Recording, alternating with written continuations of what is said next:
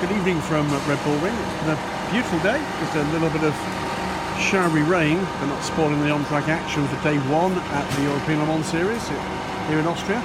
Glorious surroundings, the mountains behind the pits here.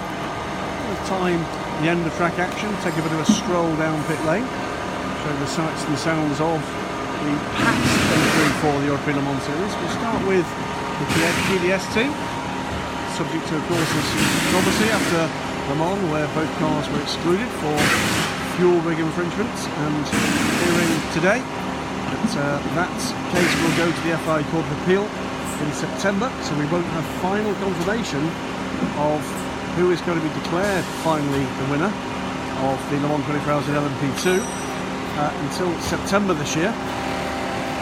Next door, first of the LMP3 cars, it's one of the Ligiers. This is the team new to the European Le Mans Series this year. British flagged BHK Motorsport, their Ligier. Next to them, the 24 car, race winners, first time out for Racing Engineering, stepping into LMP2 for the first time this year. The 24 car taking the win on their LMP2 debut. It's been in the mix ever since then with a good looking, performance terms at the very least, driver squad. Team will be going a rebuild before we get into the final three practice and qualifying tomorrow, racing on Sunday of course over 4 hours here. Into Europol, and well, what we all knew of course is the Norwich City car. It's now of course two Norwich City cars this year, and what is a rapidly expanding effort. Already champions in LMP3 in the V2V Championship, so it's certainly very much more in the mix now in the European Le Mans Series in year 2 for this team. And I think we're going to be hearing more about their plans for the immediate and the medium-term future. RAF Racing, G5 delivery car, and just two drivers. There's a Gilbert not here in the Red Bull this weekend. 39 car in the familiar tricolour livery, 40 car next door, RAF Racing. You can hear the evocative sounds of pit stop practice going on at Punnet's parties. Have been one of the really impressive packages this season so far. I'll have a look at that car in a moment. Before then, when the team was making a switch to the Norma chassis in LMP3, this is the Ultimate team, and the Le Hay Perio combo in the 17 car has been in the mix again this year. LMP3 more and more exciting as the years go on. United Autosport, we'll see them in a few moments,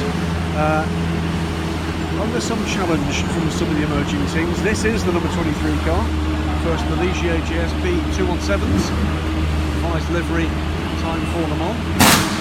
Have been very much a form team, not least because tyres that have been excellent, certainly in one lap pace, and increasingly over race distances as well. Will Stevens has been mighty for the team this season. And of course, World Next, the familiar 55 Ferrari 488 GTE, Cameron, Alan Scott and Matt Griffin next door to them, the 9 car, GT Racing, prepared by customer efforts for Tarkanita Junior and Senior, just moved from the final garage in there, of course, the number 83 Road Racing Ferrari, Richard Rowan Johnson and Andrea Bertolini. Colours we've only seen so far once this year, but it's a very different look for the DSC Engineering team. Their mildly controversial driver lineup is no more, it seems, for the remainder of the season. And some bad luck off, on track rather. Very new look to the driver squad here. It's a one race only deal, the car versus previous GT Academy winner, is aboard the car, William Gengfest and Fabien Laverne in the number 8 car. The new driver lineup there.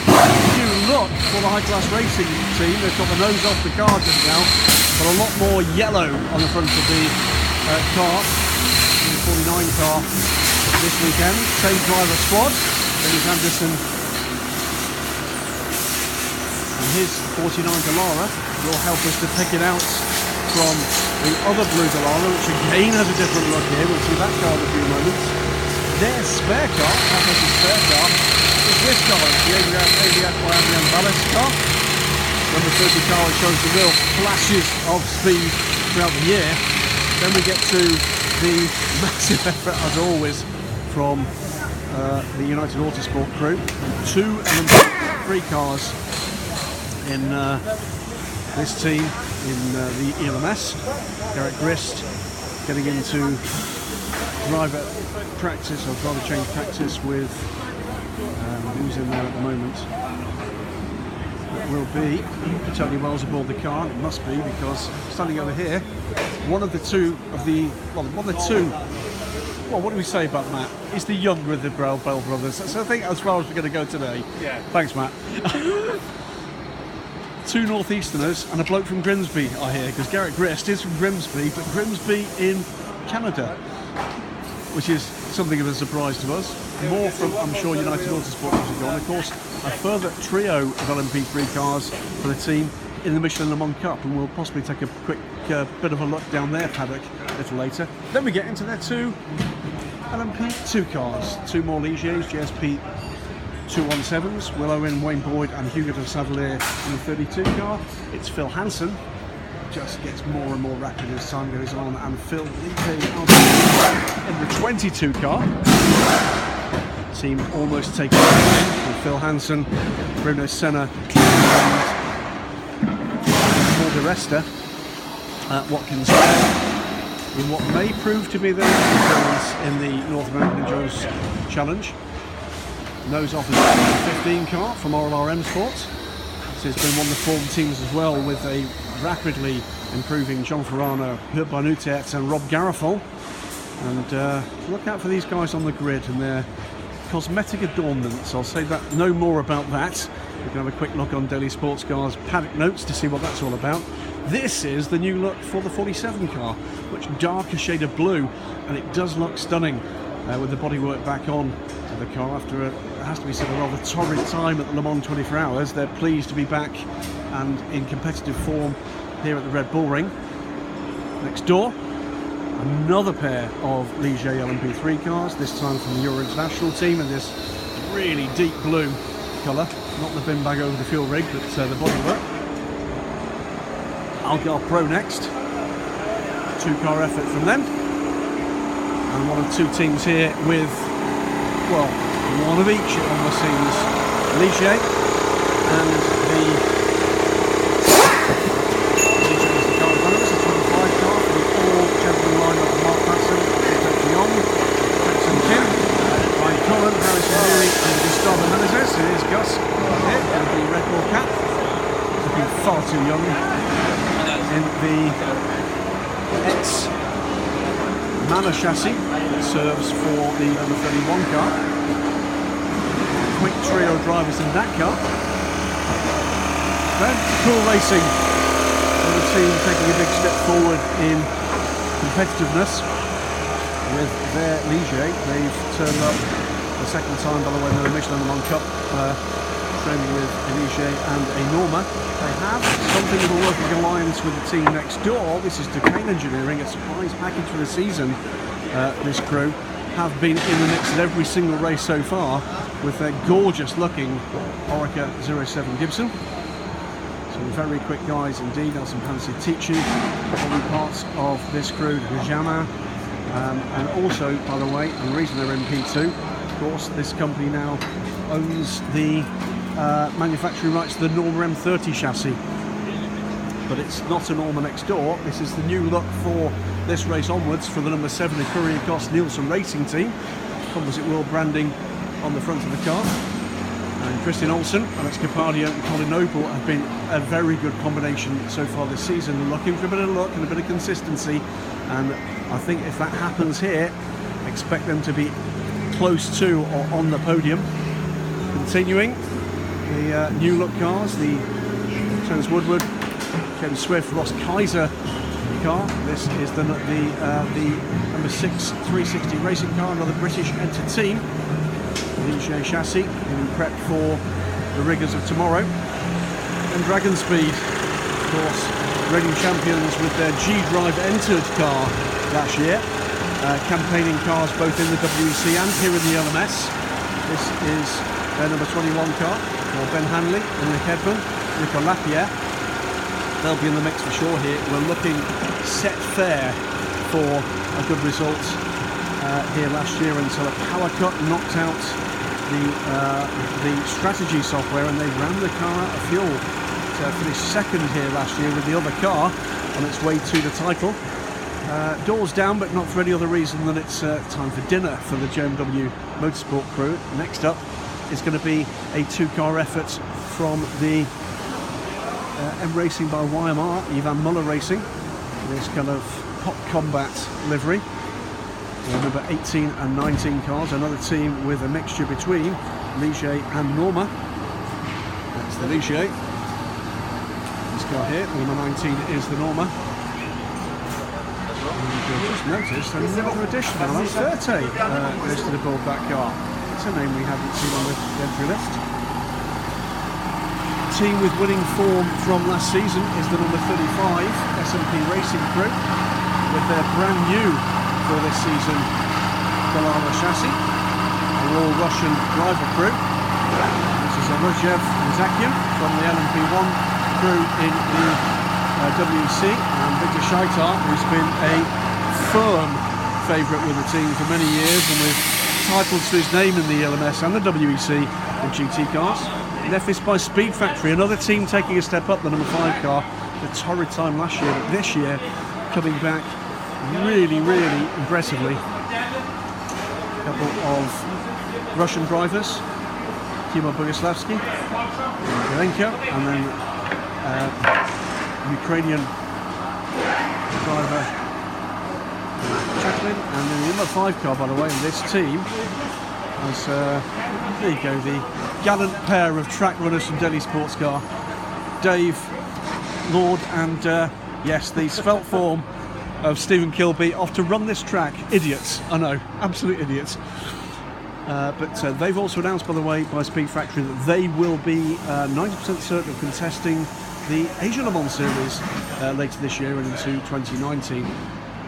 Your eyes don't deceive you, by the way. There's a different look here for the Oregon team Norma. Pearlescent metallic colours now aboard the rather rainbow-themed car.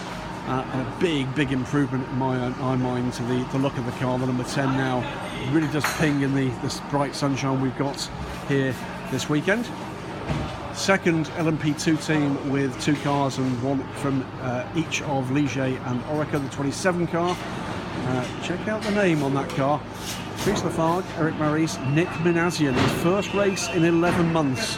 Had 2 races, of course, with the title-winning G-Drive Dragon Speed team when he was sporting director there. Moves across here. He's sporting director here at EDEX Sports, and now steps in for William Gavayas, who has visitor commitments this weekend.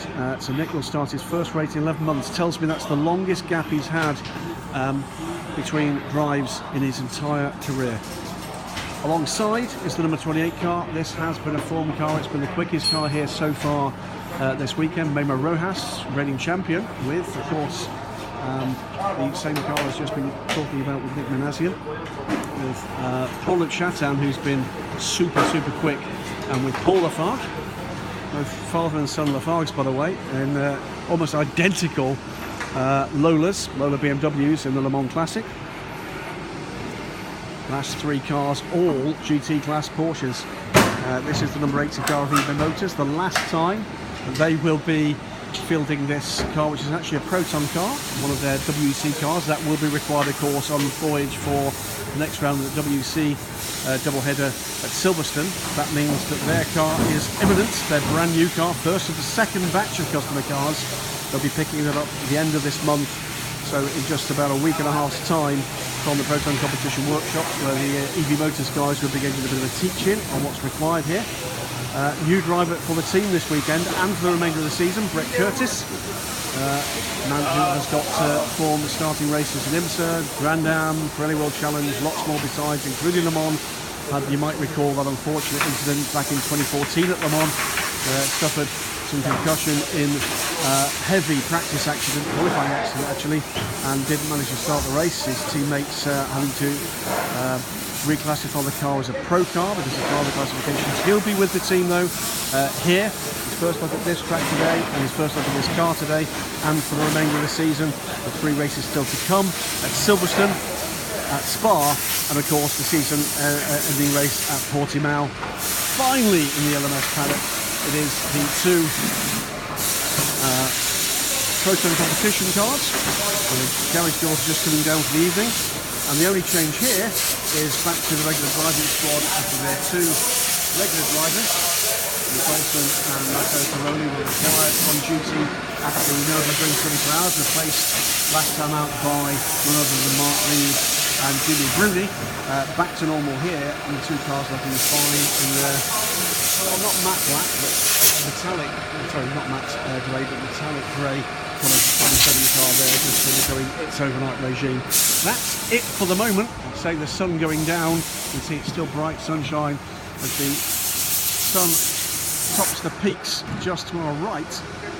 That's the view you get as you leave this fantastic pit lane onto a fabulous track. We'll be with you tomorrow, and hopefully for a bit of a catch up with the Michelin Le Mans Cup paddock. Good night for now.